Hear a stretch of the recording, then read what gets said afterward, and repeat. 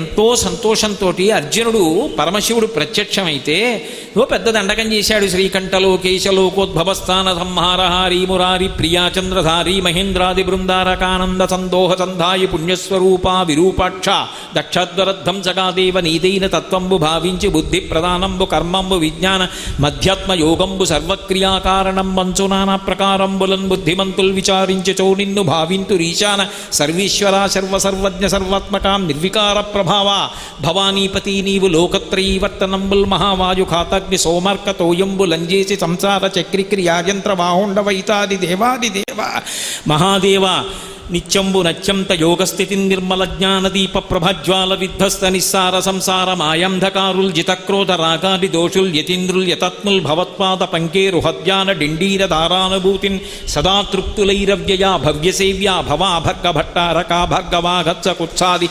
నానామునిస్తోత్ర దత్తావధానాలలాటి క్షణోగ్రగ్ని భస్మీకృతానంగ భస్మానులిప్తంగ గంగాధర నీ ప్రసాదంబులన్ సర్వగీర్వాణ గంధర్వులున్ సిద్ధ సాధ్యోరగేంద్ర మహేంద్రాదులున్ శాశ్వతైశ్వర్య సంప్రాప్తులైరీశ్వర విశ్వకర్త సురాభ్యర్చిత నాకు అభ్యర్థితంబుల్ ప్రసాదింపు కారుణ్యమూర్తి త్రిలోకైకనాథ మహాదేవదేవ నమస్తే నమస్తే నమః అన్నాడు. కానీ అలా చెప్పడానికి పాపం ఆయన కిరాతుడు. ఆయన శంకరుణ్ణి చూశాడు. ఆనంద పారవస్యంతో కన్నుల వెంట ఆనంద భాష్పాలు కారుతుండగా శంకరా అని ఆయన కాళ్ళ మీద పడిపోయి గట్టిగా పట్టుకున్నాడు. మహాకాళ అని రెండు చేతులు భుజాలు పట్టుకుని పైకెత్తాడు. పైకెత్తి నా కోసం నీ కడుపు కోసేశావా, ప్రేగులు తుంపేశావా, శివలింగం కనపడలేదని ఇంత బెంగ పెట్టుకున్నావా, అంతటా నీ లేను, నిన్ను కాపాడను అన్నాడు. అనేటప్పటికీ ఆకాశంలో ఒక్కసారి అప్సరోగణం అంతా కూడా నృత్యం చేసింది. దేవతలందరూ దుందుబులు మోగించారు. అసాధారణ ప్రజ్ఞ, శంకరుడి యొక్క అనుగ్రహాన్ని పొందాడు ఒక కిరాతుడని. పుష్పవృష్టి పడింది. నంది చూశాడు, ఏమిటి ఇంత దేవదుందుబులు వినపడుతున్నాయి, తప్పెట్లు వినపడుతున్నాయి, అప్సరోగణములు నృత్యం చేస్తున్నాయి, ఆకాశంలోంచి పువ్వులు పడ్డాయి, ఏం జరిగిందని గబగబా ఆ అరణ్యం వైపుకు వచ్చాడు. తను కట్టిన శివాలయం దగ్గరే ఏదో మంచి హడావిడిగా ఉంది.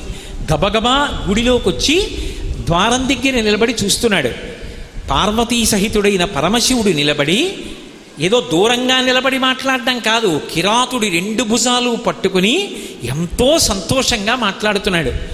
ఆ నంది ఆశ్చర్యపోయాడు. ఒక ఆలయం కట్టాను, ఇంత పూజ చేశాను, ఎన్నడూ నాకు సాక్షాత్కారం కలగలేదే, ఈ మహాకాలుడు సాక్షాత్కారం పొందాడు, ఏం అదృష్టం అని. ఇంతలో ఈ మహాకాలుడు తల తిప్పిలా చూశాడు. ఆ వైశ్యుడు కనబడ్డాడు. నంది రా రా అన్నాడు. ఆ నంది భయపడుతూ దగ్గరికి వచ్చారు. శంకరా, నంది నీకు తెలియదా, వైశ్యుడు నీ గుడి కట్టాడు, నీకు ఎంత పూజ చేశాడో అన్నాడు. శివుడు ఇలా చూసి అన్నాడు, నందే వైశ్యుడా, ఏమో నాకు తెలియదు. ఆయనకి తెలియనిది ఉంటుందా? సర్వజ్ఞుడు. ఆయనకి తెలియంది ఏమిటి?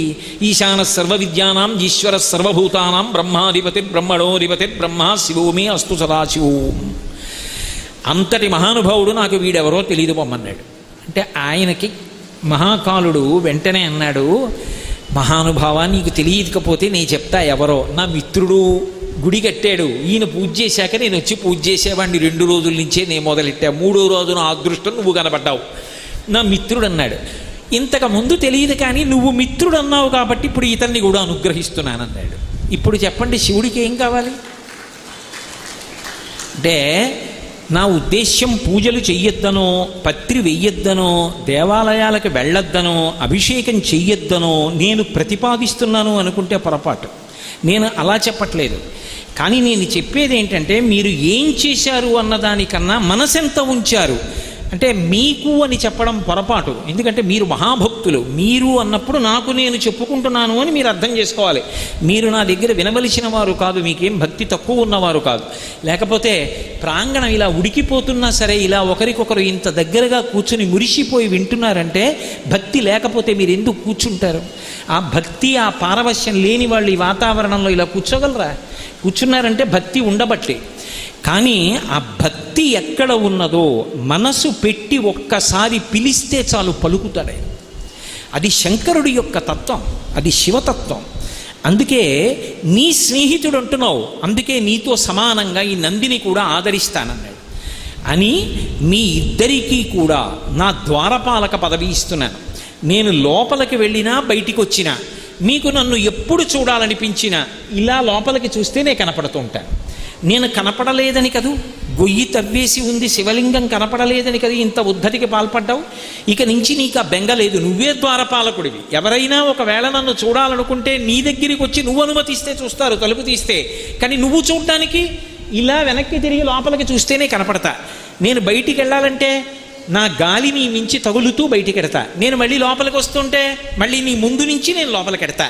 వెడుతున్నప్పుడు వస్తున్నప్పుడు ఓసారి ఇలా చూసి అంటుంటా, చాలా ఓయ్ మహాకాళ అంటుంటాను. నీకు ఆనందమా?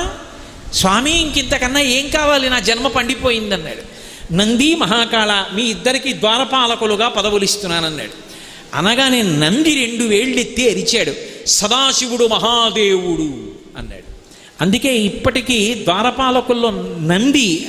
ద్వారపాలకుల్లో మహాకాలుడు 2 వేళ్ళెత్తి అరుస్తాడు. వెంటనే నంది 1 వేలెత్తి అరిచాడు, అవును సదాశివుడు మహాదేవుడు అన్నాడు. అందుకని ఆయన 1 వేలెత్తాడు, ఈయన 2 వేళ్ళెత్తాడు. తనని నమ్ముకున్నటువంటి ఒక కిరాతుణ్ణి జనన మరణాతీత స్థితిని కల్పించి తన ద్వారపాలకుడి పదవి కట్టబెట్టాడు. ఇంతకన్నా శివానుగ్రహం అంటే ఏముంటుంది? పరివారము అన్న మాటకు అర్థం ద్వారపాలకుడి కన్నా గొప్పవాడు ఎవరు? వీళ్ళందరూ ఆలయాల్లో అంతర్హితంగా ఉంటారు. అందుకే ఆలయానికి వెళ్ళి చెయ్యకూడని పనులు కొన్ని ఉంటాయి. ఆలయాలకు వెళ్ళి అపచారం చేయకూడదు, ఉపచారం మాట దేవుడెరుగు. దేవాలయానికి వెళ్ళి లౌకిక ప్రసంగాలు చేయడం, దేవాలయాలకు వెళ్ళి సెల్ ఫోన్లు మాట్లాడడం, దేవాలయాలకు వెళ్ళి స్తంభాలకి గోడలకి ఆనుకుని కూర్చోవడం, దేవాలయంలో ఎక్కడ పడితే అక్కడ నిష్కారణంగా కాలుతో గట్టిగా చప్పుడొచ్చేటట్టుగా తాటించడం, ఇటువంటి పనులు చేయకూడదు. దేవాలయం అనేటటువంటిది ఒక్కరికి సంబంధించిన విషయము కాదు, బాగా జ్ఞాపకం పెట్టుకోండి. అది మనిషిని మనిషిగా బ్రతకడానికి, మనిషి ఆత్మస్థితిని తెలుసుకోవడానికి యోగ్యమైన మహోన్నతమైన కేంద్రం. అటువంటి దాన్ని పాడు చేసేటటువంటి అధికారము లోకమునందు ఎవ్వరికీ లేదు. ఎవరైనా సరే దేవాలయ వ్యవస్థని రక్షించడానికే ప్రయత్నించాలి తప్ప దేవాలయ వ్యవస్థని పాడు చేసేటటువంటి ప్రయత్నం చేయకూడదు.